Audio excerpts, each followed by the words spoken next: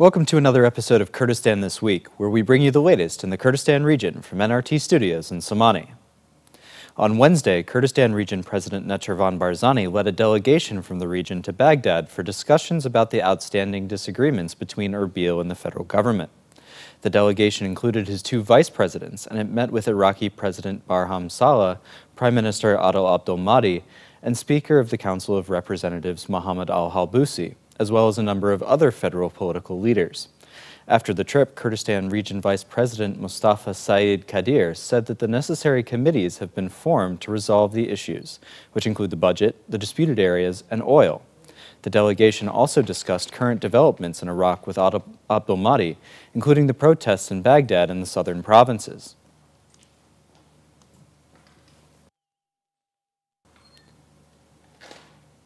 Staff at the Garmian General Prosecution Office announced on Tuesday that they were returning to work after a week-long strike. During a press conference, they said that the judicial authorities in the Kurdistan region should fulfill their duties by actively combating corruption.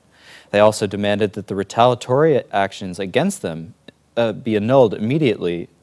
The Kurdistan Parliament has formed a committee to look into the issue. The strike started on November 5th, over unsatisfactory work conditions and the procedures of the Kurdistan Region's Judicial Council.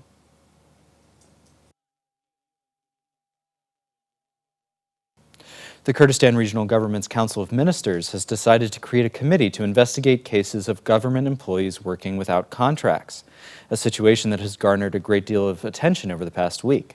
The announcement was made during the Cabinet's weekly meeting on Wednesday. At the conclusion of its investigation, the committee will submit a report that includes recommendations to the Cabinet for follow-up.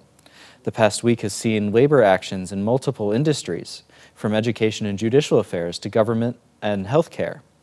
Among the demands voiced by the protesters was for the government to end austerity measures introduced during the financial crisis, including employing workers without a contract or putting them on bond. On Tuesday, President Barzani reaffirmed the government's commitment to Peshmerga reform, saying that the Kurdistan region needs a truly national army. During a speech at a graduation ceremony at Zaho Military Academy, Barzani said that the region should have a military without any links to politics, parties, ethnicity, or religion.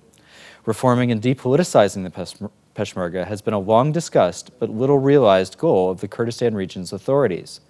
The Council of Ministers on Wednesday decided to form a committee to examine and implement recommendations from the Ministry for Peshmerga Affairs about reforming its structure. The US, the UK, the Netherlands, and Germany have been assisting the reform efforts, including by helping to develop a roadmap for reorganization of the ministry. Finally, the first annual Sulaimani International Book Fair opened on Thursday to mark the 235th anniversary of the city's founding. Over the course of the next 10 days, more than 180 local and international publishers, printing houses, and bookstores will exhibit thousands of their titles. The fair comes just weeks after Cemani was named as a UNESCO Creative City for its contributions to literature. The fair will run until November 23rd. Thanks for tuning into this episode of Kurdistan This Week. If you'd like more information on these stories and others, check out our website, nrttv.com/en, and be sure to like us on Facebook and follow us on Twitter.